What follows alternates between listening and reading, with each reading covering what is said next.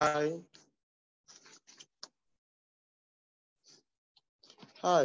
my name is Pastor John David. I come from Burkina Faso.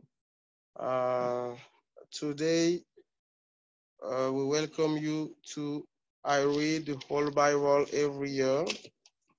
And today we read Genesis, Matthew, Psalms, Proverbs. Let's start it. Okay, Genesis chapter 30 in French. Lorsque Rachel vit qu'elle ne donnait point d'enfant à Jacob, elle porta envie à sa sœur. Et elle dit à Jacob, donne-moi des enfants ou je meurs. La colère de Jacob s'enflamma contre Rachel et dit, suis-je à la place de Dieu qui t'empêche d'être féconde? Elle dit, voici, ma servante Bila va vers elle et qu'elle enfante sur mes genoux et que par elle, j'ai aussi des fils. Et elle lui donna pour femme Bila, sa servante, et Jacob alla vers elle. Bila devint enceinte et enfanta un fils à Jacob. Jacob dit, Dieu m'a rendu justice. Il a entendu ma voix et m'a donné un fils. C'est pourquoi elle appela du nom de Dan. Bila, servante de Rachel, devint encore enceinte et elle enfanta un second fils à Jacob. Rachel dit, j'ai lutté divinement contre ma sœur et j'ai vaincu. Et elle l'appela du nom de Nephtali. Léa, voyant qu'elle avait cessé d'enfanter, prit Zilpa, sa servante, et la donna pour femme à Jacob. Zilpa, servante de Léa, enfanta un fils à Jacob. Léa dit, quel bonheur! Et elle l'appela du nom de Gad. Zilpa, servante de Léa, enfanta un second fils à Jacob. Léa dit, je suis heureuse, car les filles me diront heureuse. Elle l'appela du nom de Azer. Ruben sortit au temps de la moisson des brebis et trouva des mandragores dans les champs. Elle les apporta à Léa, sa mère. Alors Rachel dit à Léa, donne-moi, je te prie, des mandragores de ton fils. Elle lui répondit, est-ce pour peu que tu aies pris mon mari pour que tu prennes aussi les mandragores de mon fils? Rachel dit, eh bien, il couchera avec toi cette nuit pour les mandragores de ton fils. Le soir, comme Jacob revenait des champs, Léa sortit à sa rencontre et dit, c'est vers moi que tu viendras, car je t'ai acheté pour les mandragores de mon fils. Il coucha avec elle cette nuit. Dieu exauça Léa qui devint enceinte et enfanta un cinquième fils à Jacob. Léa dit, Dieu m'a donné mon salaire parce que j'ai donné ma servante à mon mari. Et elle l'appela du nom de Issachar. Léa devint encore enceinte et enfanta un sixième fils à Jacob. Léa dit, Dieu m'a fait un beau don. Cette fois, mon mari habitera près de moi. Elle l'appela du nom de Zabulon. Ensuite, elle enfanta une fille qu'elle appela du nom de Dina. Dieu se souvint de Rachel, il l'exauça et la rendit féconde. Elle devint enceinte et enfanta un fils et dit, Dieu a enlevé mon opprobre et lui donna le nom de Joseph. Et elle, en disant, que l'Éternel m'ajoute un autre fils. Lorsque Rachel eut enfanté Joseph, Jacob dit à Laban, laisse-moi partir pour que je m'en aille chez moi dans mon pays. Donne-moi mes femmes et mes enfants pour lesquels je t'ai servi, et je m'en irai, car tu sais quel service j'ai fait pour toi. » Laban lui dit, « Puis-je trouver grâce à tes yeux? Je vois bien que l'Éternel m'a béni à cause de toi. Fixe-moi ton salaire, et je te le donnerai. » Jacob lui dit, « Tu sais comment je t'ai servi, et ce qu'est m'est devenu ton troupeau avec moi, car le peu que tu avais avant s'est beaucoup accru, et l'Éternel t'a béni sur mes pas.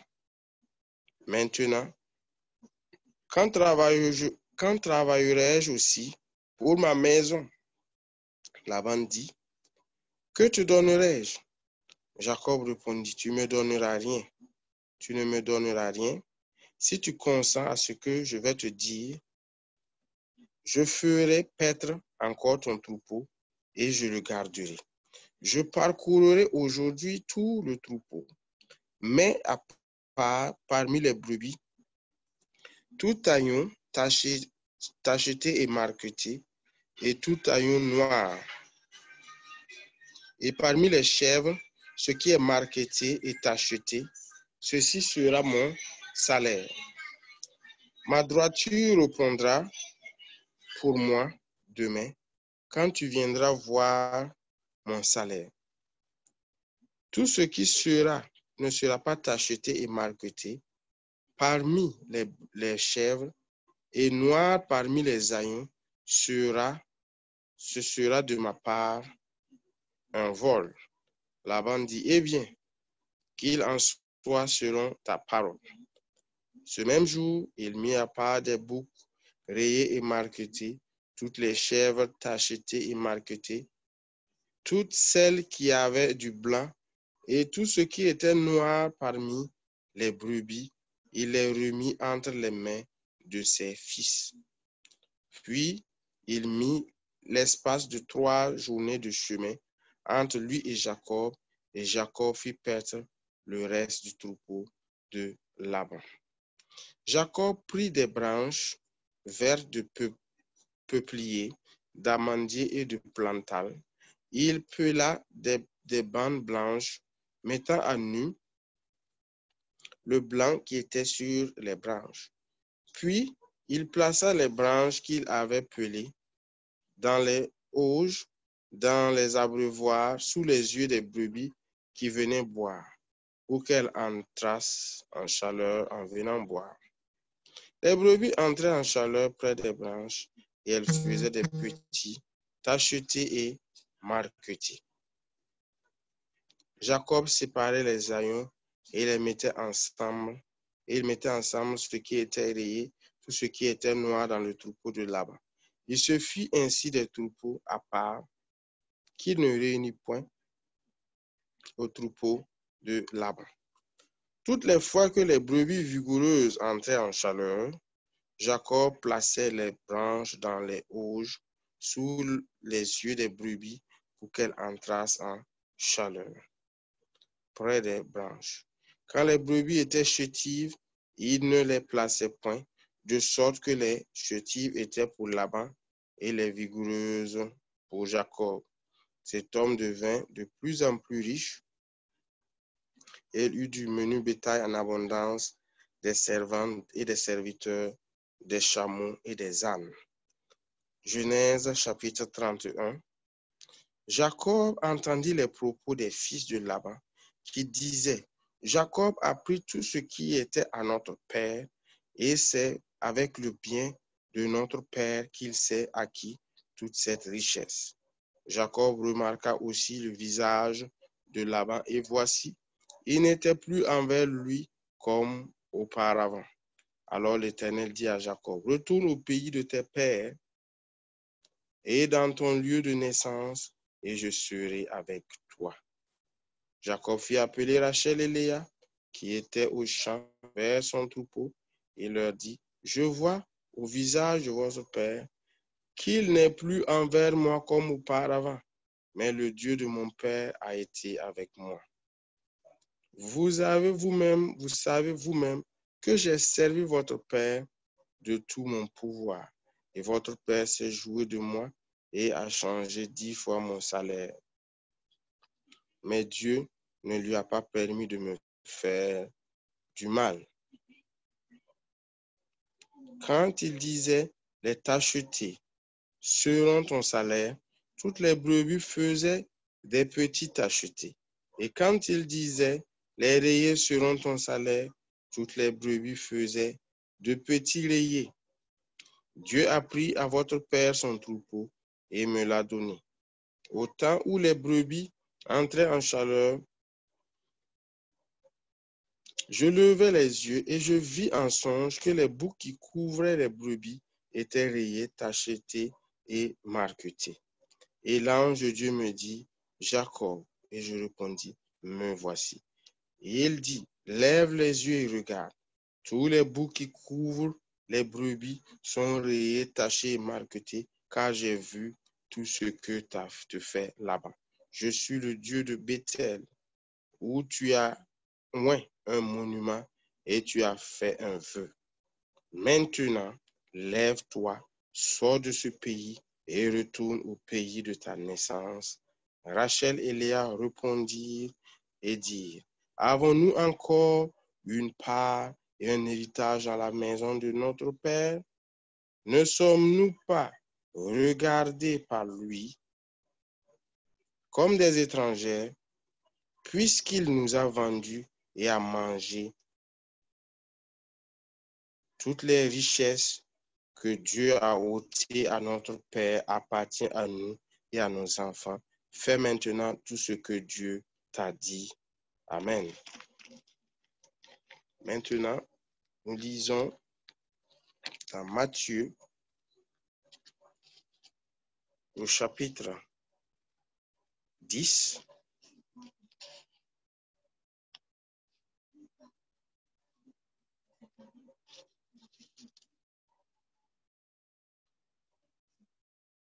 À partir du verset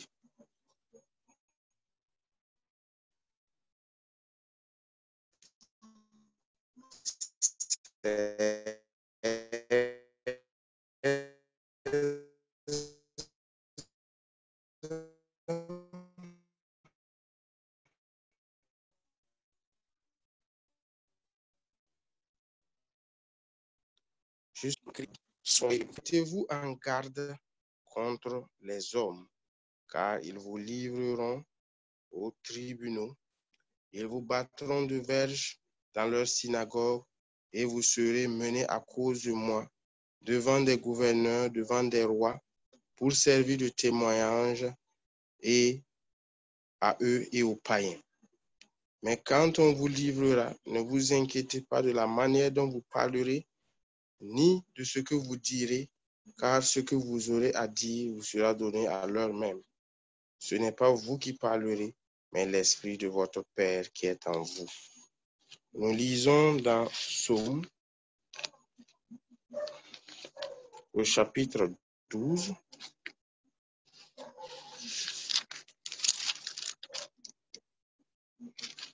Psaume au chapitre 12, le verset 1 jusqu'au verset 9. Au chef des chantres, sur la harpe à 8 cordes. Psaume de David. Sauve Éternel, car des hommes pieux s'en vont. Les fidèles disparaissent parmi les fils de l'homme. On se dit des faussetés les uns aux autres. On a sur les lèvres des choses flatteuses. On parle avec un cœur double. Que l'Éternel examine toutes les lèvres menteuses, la langue qui discourt avec arrogance.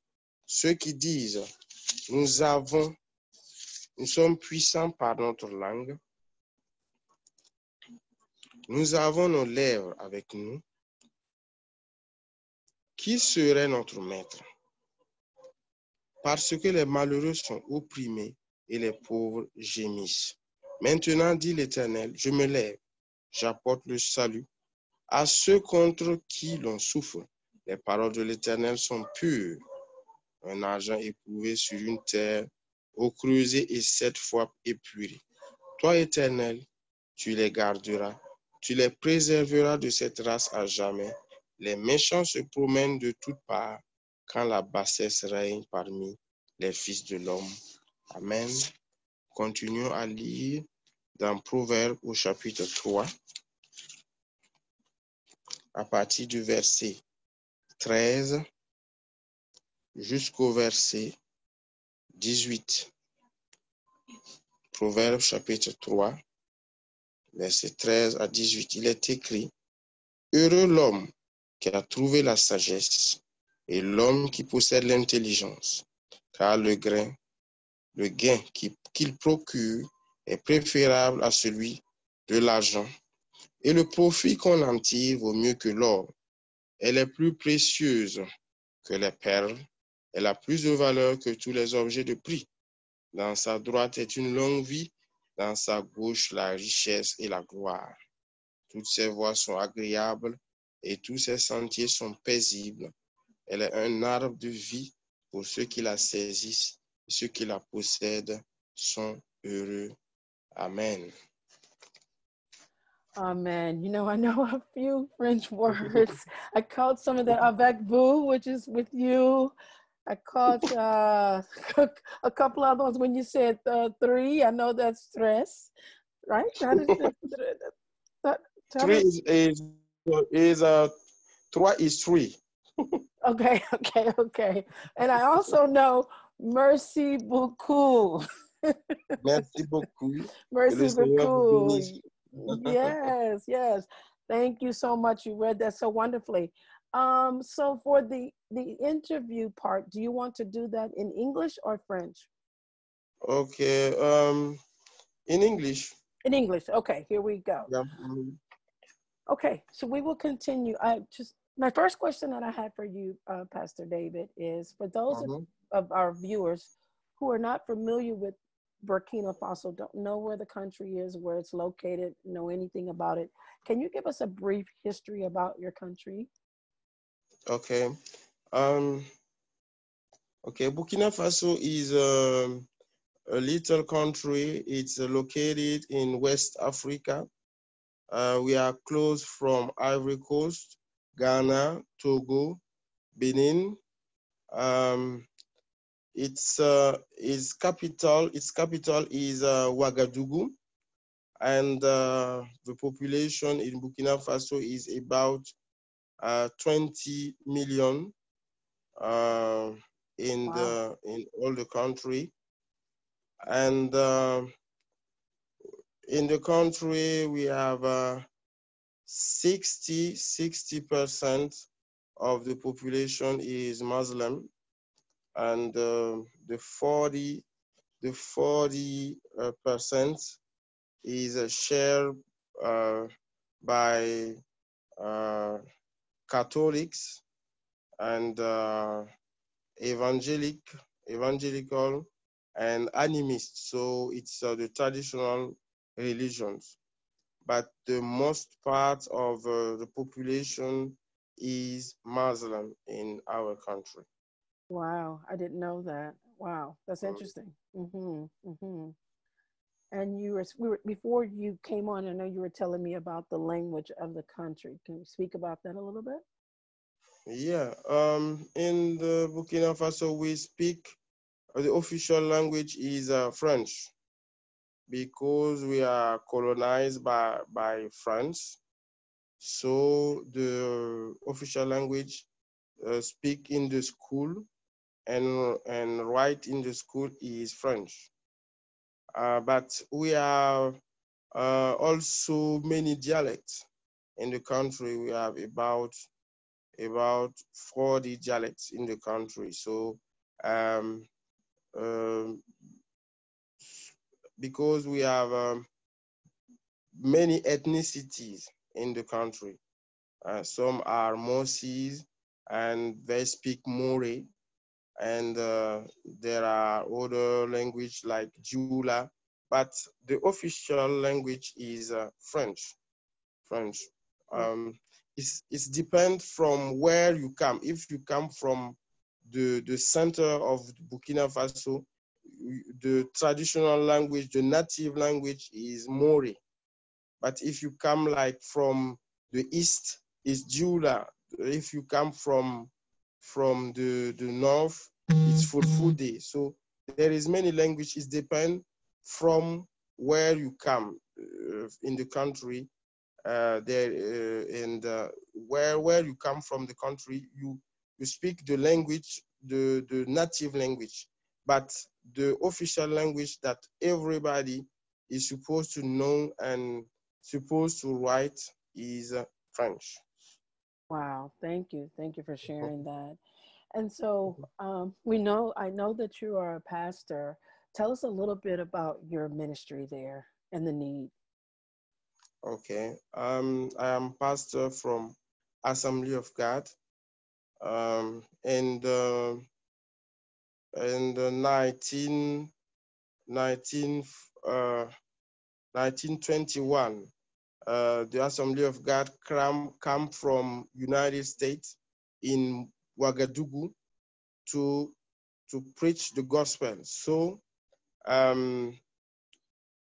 since this time and until now, we get the gospel from them, and many missionary was raised at this time, and they make a good job, because the gospel come really early in the country,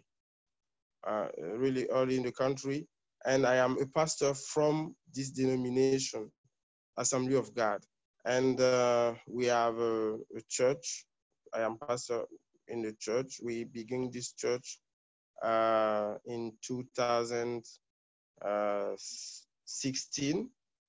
We begin this church, but I am a pastor since 8 years. But we begin this church on 2016. We have about 100 Christians in this church, and we praise God because it's not a big church, but the Christian in the church, they really love God, and they really want to make what God wants for them to do. So it's really good, because we trust God that this church will grow, but the Christians that are already in the church, they are really good Christians. So we have hope that little by little it will be grow. So, and also I set up an NGO called Hope for Burkina Future. This NGO is work for the development of Burkina Faso. So we work on education. Before I set up this NGO, my parents created a school, a secondary school, in the 2000 in Burkina Faso, and this school from 2000 to nowadays, we educated 700 girls was educated by the school. So, but the objective of this school is to preach the gospel. So I am pastor in the church, but in this school I preach the gospel to the people, because every morning we share the gospel before start the school. We pray, and every week we have 1 hour per class to share the gospel, and many people accept Jesus. Many are baptized, and many that was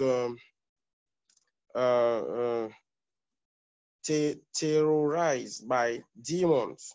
Demons fled out from some of them, and really we know that this is a good mean that God give us to make discipline, because like as I tell you, we have 60% of the population are Muslim. So yes. in order to preach the gospel, we need to go by the education, because when the kids come to school, we preach the gospel and they give their life to Christ, and little by little their parents will give too. But it's difficult to go to them and preach and they will receive. It's really difficult. So it's the ministry that I do in Burkina. Wow, that's an incredible effort. There are 700 girls. That's a lot of girls, and so I I applaud you for that. Wow, wow. What is the name of your ministry? Hope for Burkina Future, and the school is Collège Ebenezer. Okay, awesome.